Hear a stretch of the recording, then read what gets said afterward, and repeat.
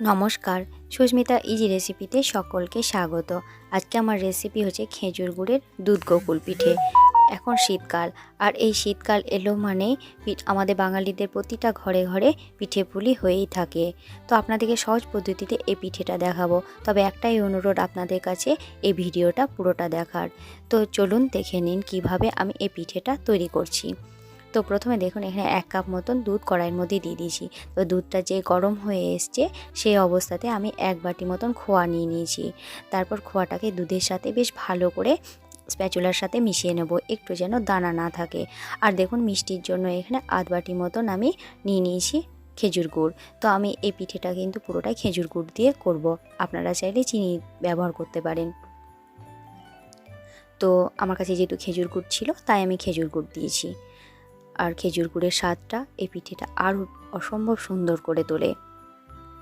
তারপর দেখুন এইভাবে আমি নাড়তে থাকবো, আর আঁচটা কিন্তু একদম কম থাকবে। তারপর এইভাবে নাড়তে নাড়তে একদম শুকনো করে নেব। তারপর একটা চাচির আকার তৈরি হবে। তো দেখুন আমার এরকমটা হয়েছে।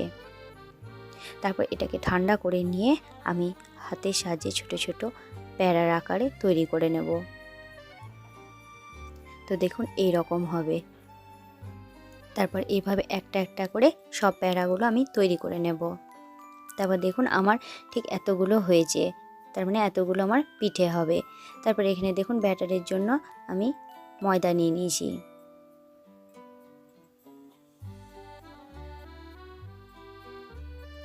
আর দেখুন আপনাদের পিঠে যদি আপনারা আমার থেকে বেশি করতে চান তাহলে ময়দাটার পরিমাণ একটু বেশি নেবেন এর থেকেও, আর যদি কম করেন তাহলে এর থেকে কম ময়দাটা নেবেন। আপনারা আপনাদের ইচ্ছে মতন করবেন। আর এইভাবে জল দিয়ে আস্তে আস্তে ব্যাটার গুলে নিলাম। আমি এখানে 7 চামচ মতন ময়দা দিয়েছিলাম। তারপর দেখুন অল্প অল্প করে জল দিয়ে, একেবারে জল দিয়ে ফেলবেন না, তাহলে কিন্তু খুব বেশি পাতলা হয়ে যাবে, আবার খুব পুরু করলেও হবে না। তো এইভাবে ব্যাটারটা করে নিলাম। দেখুন ঠিক এরকম হবে ব্যাটারটা। তারপর যে প্যারাগুলো করেছিলাম সেইগুলো ব্যাটারের মধ্যে দিয়ে এই তেলের মধ্যে দিয়ে দেবো। তেলটা আমার গরম হয়ে এসছে। তারপর আঁচটা মিডিয়ামে রেখেই আমি পিঠেগুলো ভাজবো। তো দেখুন এইভাবে এক এক করে আমি পিঠেগুলো কড়াইয়ের মধ্যে দিয়ে দিচ্ছি। তবে খুব বেশি দিয়ে দেবো না, তাহলে কিন্তু পিঠেগুলো ভাজতে আমার অসুবিধা হবে। আর এই পিঠেগুলো খুবই নরম হয়, তাই একটু সাবধানেই ভাজতে হবে। তো দেখুন পিঠেগুলো দিয়ে দেওয়ার কিছুক্ষণ পর আমি তবে উল্টে পাল্টে নেব। সঙ্গে সঙ্গে উল্টে পাল্টে নেব না, তাহলে পিঠেগুলো ভেঙে যেতে পারে। তো দেখুন আমার এই পিঠেগুলো রেডি হয়ে গিয়েছে, তাই আমি তুলে নিলাম। আমি আপনাদেরকে আবারও আর একটা ব্যাচ ভেজে দেখাচ্ছি। এমনিতে এই পিঠেগুলো করতে খুব সহজ, আপনারা চাইলে করতে পারেন। আর আপনাদেরকে অনুরোধ করব এই পিঠেগুলো একবার করার। এই পিঠেগুলো খেতে কিন্তু খুব ভালো হয়।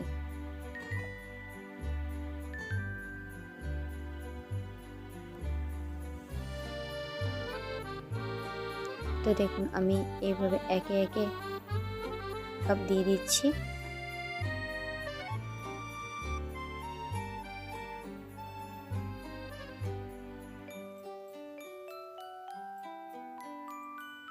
তারপর সাবধানে উল্টে পাল্টে নেব।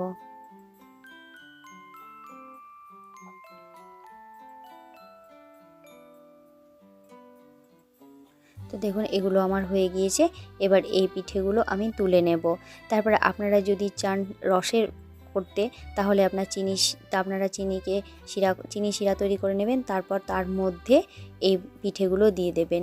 আর আমি এখানে আপনাদেরকে দুধ গোকুল পিঠে দেখাবো, তাই এখানে আমি দুধ নিয়ে নিয়েছি 700 মতন, আর তার মধ্যে 3 চামচ মতন পাউডার দুধ নিয়ে নিয়েছি। তাহলে দুধটা খুব তাড়াতাড়ি ঘন হয়ে যাবে।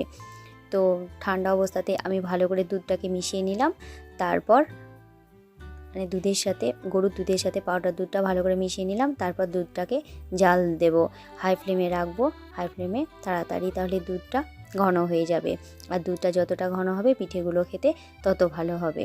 তারপর দেখুন মিষ্টির জন্য আমি খেজুর গুড় নিয়েছি। আপনারা এখানে মিষ্টিটা আপনাদের ইচ্ছে মতন দেবেন, তবে খুব বেশি মিষ্টি দেবেন না, তাহলে চাঁচির যে স্বাদ সেটা ঠিক মতন পাওয়া যাবে না। তো দেখুন এইভাবে একবার হাই ফ্লেমে দেব, একবার কমিয়ে দেব। এইভাবে করতে করতে দুধটা একদম ঘন করে নেব।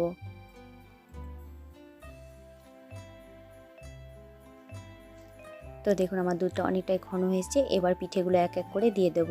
তারপরে আবারও 5 মিনিট আমি ফোটাবো। তাহলে পিঠেগুলোর মধ্যে দুধটা ভালো করে ঢুকে যাবে আর খেতেও খুব ভালো লাগবে। এখানেও আমি খেজুর গুড় দিলাম, আপনারা চাইলে চিনি দিয়েও করতে পারেন। আমি যেভাবে করছি আপনারা বাড়িতে এইভাবে তৈরি করবেন, দেখবেন এই পিঠেটা খেতে খুব ভালো লাগে। আর আপনারাও আমাকে কমেন্ট করে জানাবেন যে আপনাদের কেমন লেগেছে। তো দেখুন আমার ফোটানো হয়ে গেছে। এবার এই অবস্থায় 1 চামচ মতন এলাচ গুঁড়ো দিয়ে দেবো, কারণ এই পিঠেটাতে এলাচের গুঁড়ো আরও স্বাদটাকে বাড়িয়ে দেবে।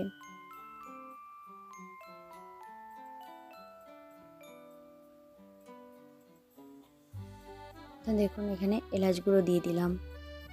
তারপর গ্যাসের ফ্লেমটা অফ করে আপনাদেরকে পরিবেশন করে দেখাচ্ছি যে আমার পিঠেগুলো কেমন হয়েছে। তো দেখুন আমি আপনাদেরকে প্লেটে তুলে দেখাচ্ছি। তো আমার পিঠেগুলো একেবারে রেডি। আপনাদেরকে কেমন লেগেছে অবশ্যই আপনারা কমেন্ট করে জানাবেন।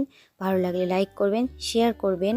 আর আমার চ্যানেলটিকে এগিয়ে নিয়ে যাওয়ার জন্য নতুন বন্ধুদের কাছে আমার চ্যানেলটিকে সাবস্ক্রাইব করার অনুরোধ রইল। আর ভালো থাকবেন, সুস্থ থাকবেন। আবার একটা নতুন রেসিপি নিয়ে আপনাদের কাছে হাজির হব। ধন্যবাদ সবাইকে।